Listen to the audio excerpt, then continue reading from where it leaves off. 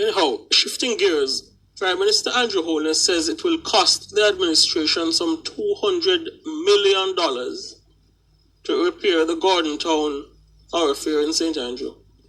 He was addressing the media during a tour of the section of Gordon Town Road, which was impacted by recent heavy rainfall. The Prime Minister said the design and all the documentation for repairing the breakaway along Gordon Town Road had been completed, but the $200 million emergency rehabilitation project was simply not sustainable.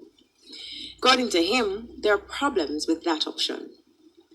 So today we toured the breakaway on the Gordon Town Road, which happened as a result of the heavy rains we had over the past few weeks. The NWA has prepared several alternatives and indeed has also proposed a solution for repairing the breakaway.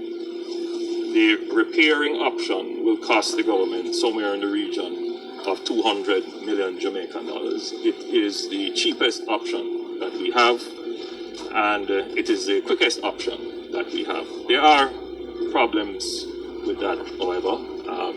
From a long-term perspective, we don't see the repair as a sustainable solution because the entire stretch is under threat from environmental and other conditions. The truth is that this road was never a designed road. It emerged as a track 150 years or more ago, and we have just built along the track, but we haven't designed a road. The soil here is very difficult to engineer a solution for and very expensive. We have looked at alternatives on the north and south side of the river, and those are very expensive, ranging from 15 million to 50 million. And they would be longer. They would extend the time and length of the journey. And there's so much unknown with the geotechnical analysis. So it would appear that we would have to lean towards the immediate remedial solution, which we must say to the public it's not a sustainable solution, but it will reconnect the communities and will see to the flow of traffic once more. Mr. Holness says many of the homes in the area are located on the hillside and some in the course of the river. The Prime Minister says as the country experiences more intense weather events, the course of the river will change and affect homes in the area. He says the homes are facing a menace from the river below and above the thoroughfare. The challenge is that much of the habitat here is unsustainable. And though they may last for 10 years, they may last for another 20 years. With what we are seeing with unpredictable and more intense weather events, these habitats, these homes, and economic activity will be increasingly under threat. Many of the homes are right on this, perched on the hillside, and they are also within the river course. And as we have more intense weather events,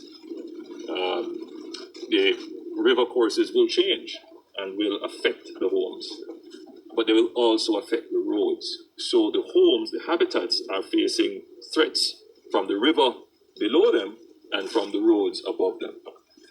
And then the other challenge is the unstable soil type that is here.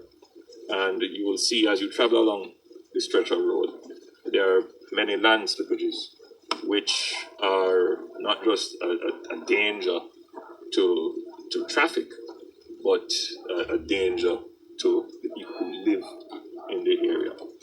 So the long term would have to be how we put in place a development plan to encourage persons who are living in the area to build with greater precaution, to choose better areas to build, and then probably ultimately to make the decision as to whether or not these are areas that people should live in. Because whilst these areas are great, the atmosphere and the environment here is quite salubrious. If you just cast your eyes to to my left, you see this incredible scenery. You're seeing the Mona Dam. You're looking out to the harbor. The temperature here is quite cool. It's quite nice, quite peaceful, and it would appear to me to be more suited for environmental pursuits, tourism, and other such economic activities. And then the kind of building that you have to do here would have to fit nicely to the environment and to the soil type and so forth. So what we're seeing happening here in terms of the habitat that is emerging, the commercial activities that are emerging, does not fit into this environment. And it is very difficult for the government to defend the kind of habitat that is emerging. In other words, people who choose to build their homes in the river courses, right along the roadside, precariously perched on hillsides, the government's budget, your budget, the taxes that are paid by all the people of Jamaica, it would be unfair to have those taxes diverted at every weather event to go and repair this or put this measure in place. When, if we were all smart about what we were doing and not building in areas that are dangerous, we would avoid that cost. The Prime Minister also mentioned that while work is progressing on a 60 million alternative route from Papine to Gordontown, more heavy rains could result in another breakaway. And then the other problem, as Mr. Hunter will tell you, some of the areas, there is just not any affordable engineering solution to defend the homes and businesses and properties that are built in these danger zones.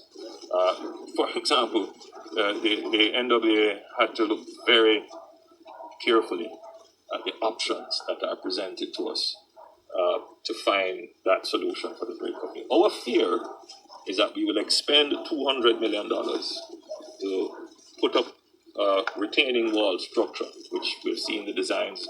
I have every confidence that the design will stand up. But the problem is that design covers, a few hundred feet, if that much. Just down the road, there is another area of the road which displays the same characteristics as this present breakaway, which in another shower of rain, heavy shower of rain, is likely to break away. And it is not just the weather events that is causing that. When these roads were designed, well, they weren't designed, but when they were built, the authorities then put in place in certain areas drains because, the road followed the contour of the hill. So they excavated the hillside. These areas have natural springs, and you will see the water coming down the hill, running across the road at some point, and then going down into the river. There are drains that are built that runs underneath the road. Now, people having built alongside the road decided that they will block the drains because they don't want the water running through where they have decided to live. If the water can't run freely, it will settle on the road, it will permeate through the soil, and it will undermine the road. And you're seeing that as you drive along this course. And we see this as a problem all over. People decide to live against important infrastructure. They interfere with the preventative and maintenance infrastructure that is there. For example, the drains, they block them, they shift them, they don't consult with the NWA and the other entities that manage these infrastructure, parish councils, for example. And the end result is that they are also inconvenienced by these activities. So it is a major challenge. But having said all of that, the government has an obligation to make sure that people can get home safely and people can conduct their business safely and with convenience. Right now, those two goals are definitely not met. It is not safe, and it is certainly not convenient, and we have seen that. We ask the citizens here to bear with us. Right now, we're standing. This is the alternate route, which is being constructed now in Savage Pen. From what I've seen, it has maybe about 3 more weeks to go before you can complete it end of December. It is a great deal of work. So in addition to that $200 million, I don't know what the budget is here, but it seems to me you're cutting $60 million. $60 million. You're cutting up brand new road effectively. I mean, there was a pathway here before, but now you have to widen it, and you will have to create a sub-base, and then the base course, and then you have to put on asphaltic concrete on this. So I'm very concerned generally about this area and the sustainability of habitat, but that's at the long term, at the broader level. In the short term, we will find a solution, but I have to be upfront with the nation. It is not a sustainable solution. You may be able to drive on it, but in the next shower of rain, we cannot guarantee that another era will not break away.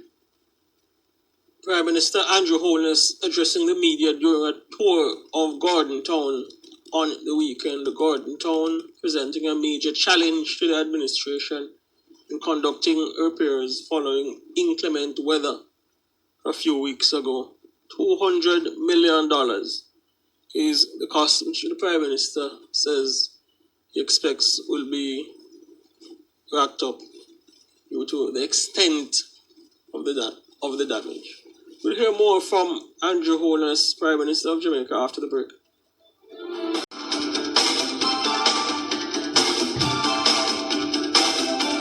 Thanks for staying with us right here on Nationwide 90 FM. You're listening to This Morning. I'm Daniel Archer. And I'm Abka Fitz-Henley. We're sharing with you snippets of the comments made by the Prime Minister as he toured the area in Gordon Town where the road was damaged by the weather some days ago. Mr. Holness, in touring that area, mentioned that the government will confront the issue of illegal and informal settlements. That leads to why we have created the new ministry, of housing and urban development, because we have to now start to think very carefully of how we plan our built environment, how we plan our habitat and housing. And it can't be, it just simply cannot be. I understand the issues at play, that people want to find housing solutions for themselves. They want their little home, they want their little piece of Jamaica. But it can't be that you just take up yourself and go build anywhere. Because ultimately, what is going to happen is a chaka-chaka Jamaica. A Jamaica where we can't drive inconvenience, where we can't protect the infrastructure, and where the infrastructure is very expensive.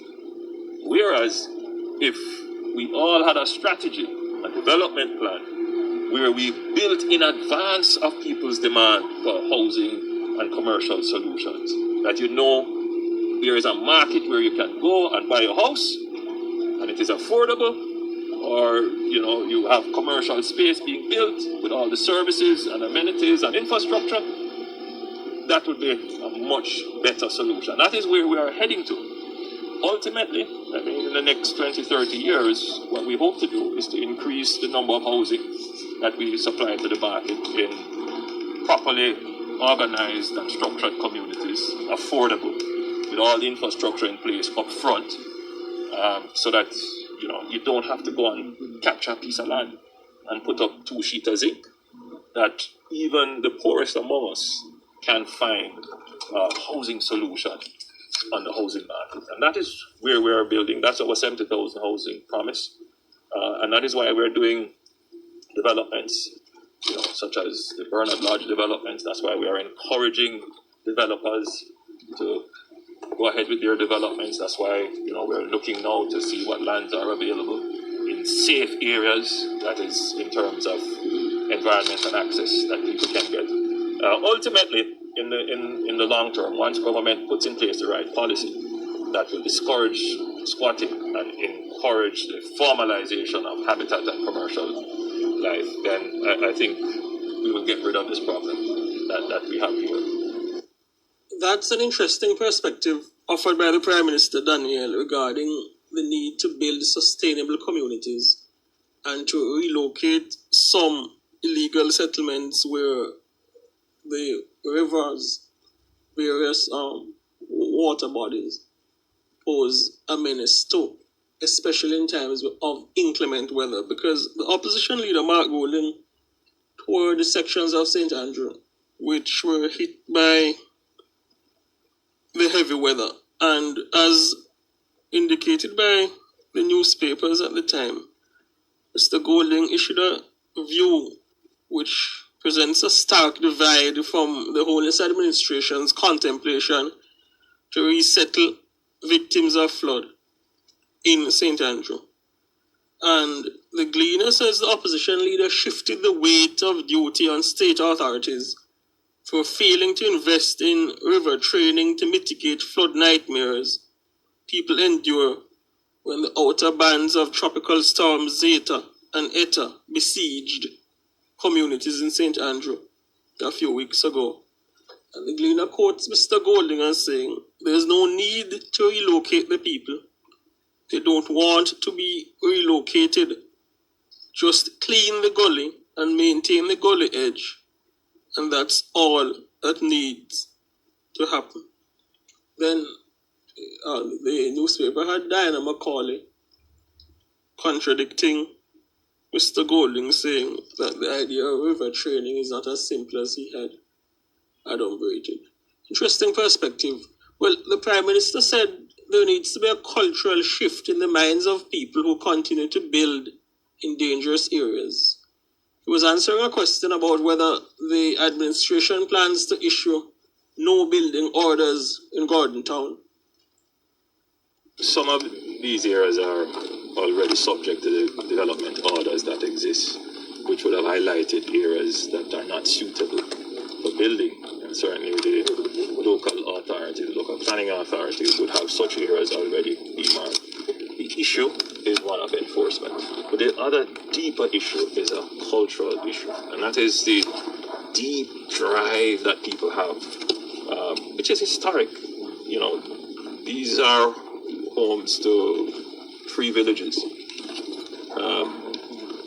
centuries ago, and people want to be able to live and live freely and enjoy the atmosphere here and do their little farming and so forth. If that were the only thing, it would not have posed a challenge. But what you're happening now is that you're having a kind of urbanization taking place where the infrastructure here wasn't designed for that.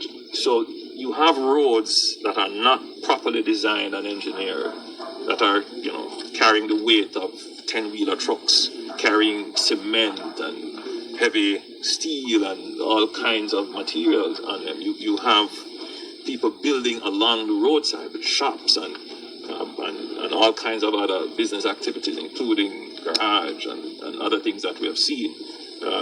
You have increased traffic with taxis and motor cars moving to and fro. The road cannot withstand that. The infrastructure cannot withstand that. And then you have other issues emerging, such as garbage collection, with the number of homes along the stretch. The garbage truck simply cannot come with frequency, and it's very difficult to maneuver. So this is an area where we have to, this is, the long-term view. We have to take a long-term view as to how we're going to correct this. And so, yes, enforcement does play a part in it, but we have to get into the minds of the people who would want to live here, that you can't just go and build here. You have people who are returning residents. They went away and they earned some money and they want to come back to where they love, and they just decide, I'm going to put up a building, without considering how this building will interact with the environment, how it will withstand the environmental threats and the climate threats that exist, how it will impact on the urbanization. So we have to get people in the frame of mind now that when they're making their building decisions, that they think very carefully as to where they're going to choose to live. Because it's one thing to go and build, it's another thing now when heavy rains come or any other form of natural disaster, then we say, the government must come. The government definitely has an obligation to come, but the government has to also look at your taxes. And with COVID, national security, education, how is this going to be divided with, loss of 10% of your GDP? So we, as a people, we have to be smarter about what we're doing. The old cultural motivations that drove us to go and capture and to disregard the law as it relates to habitat and settlement, those old cultural habits, I think those habits have to now die. And we all have to be smarter about how we choose to live. Otherwise, the country will just look chaka-chaka and disorganized. And the efficiency and the convenience and the modernity that we're all looking for. We won't have that. Prime Minister Andrew Holness addressing the media during a tour of Gordon Town on the weekend. We take a break right here on Nationwide this morning.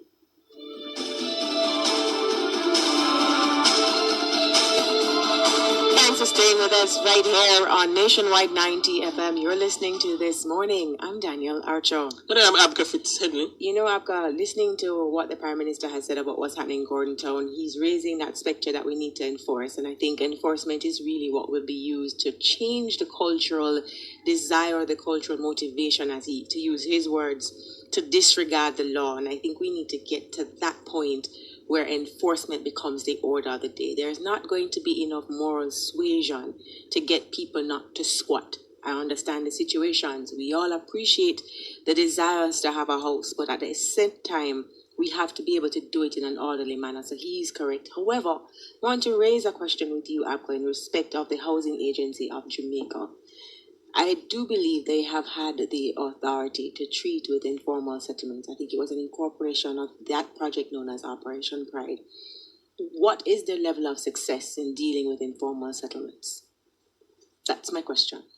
That's an interesting question, and perhaps something we could pursue in discussion with the folks at the HAJ regarding whether that actually falls within their purview and what they have done in the past. But I think in terms of enforcement as well, you would have agencies under a local government ministry which would have powers of enforcement as well. Yeah, but remember we've had that discussion where they talked to us about not having enough manpower to be able to continue or to ensure there's sufficient enforcement. I do believe it was the mayor who had spoken to us not too long ago, indicating the challenges that they were having with enforcement. Is it that we talk enforcement but don't really want to enforce because it's not politically expedient to?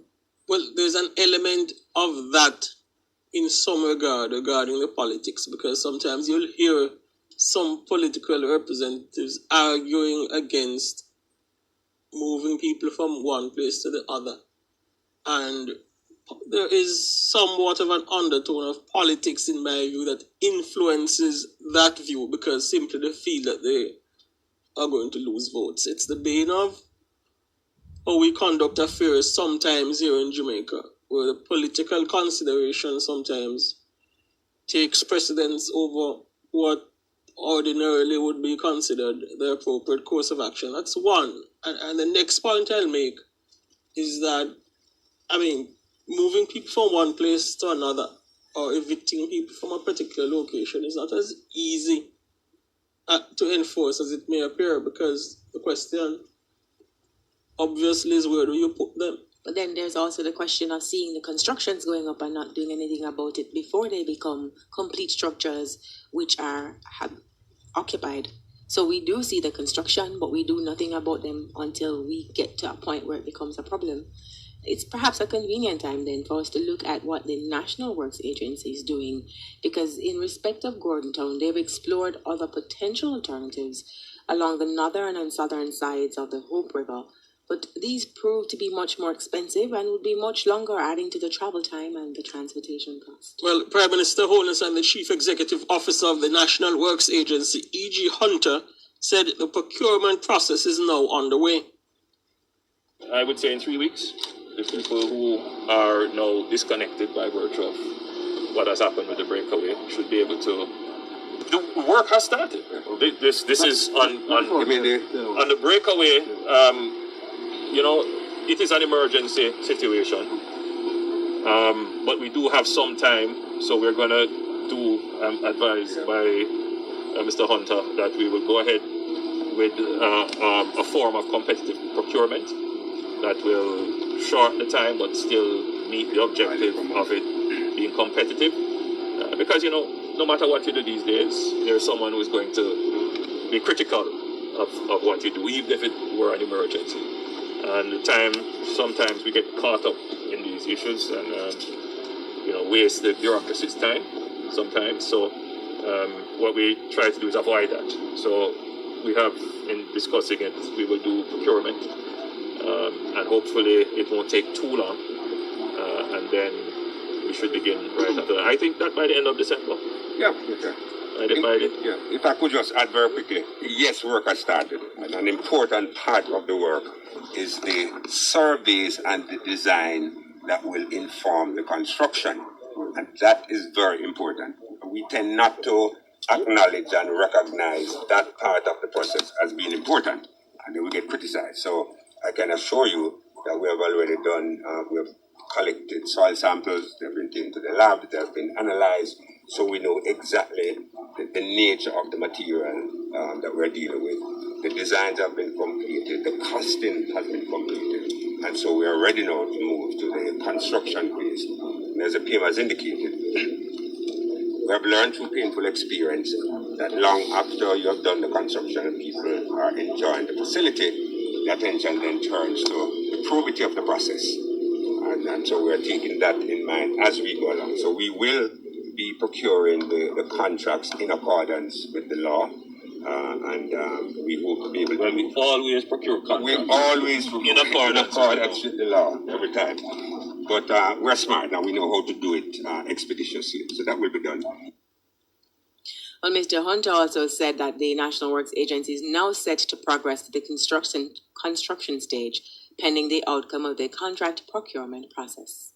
Usually nothing significant happens in December in terms of construction, but we will have all the documentation ready so that come January we should be able to move very quickly.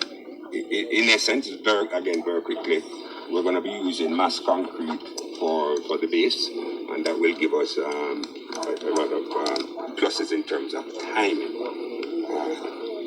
There will be some difficulty with the heavy equipment being able to transport all the here, because as you see, the passage is very narrow. But we think we'll be able to manage that. So we estimate that the construction time should be about 3 months, weather permitting. But the weather is always a major factor for consideration. So we are very optimistic at this stage that we will be able to deliver a solution. But as the PM has said, and again, what we're doing is trying to align expectation with reality. There is the possibility that another section of that corridor will go, and we don't know when. One of the things that we are doing now is to examine the corridor to get a good feel for the areas that are most likely to have a problem. And when we shall have discovered that PM has asked for a report on that analysis, the government will then make a decision as to whether we do additional construction to secure those areas. But as you would have seen on the tour, it's a vast area, and the expenditure is likely to be very high, and obviously affordability is something that we will have to contend with. There's also a suggestion that has come regarding a walking path around the breakaway. We were hoping that we would have found the terrain amenable to that idea. We're very concerned about the persons who walk along there. E.G. Hunter, Chief Executive Officer of the National Works Agency.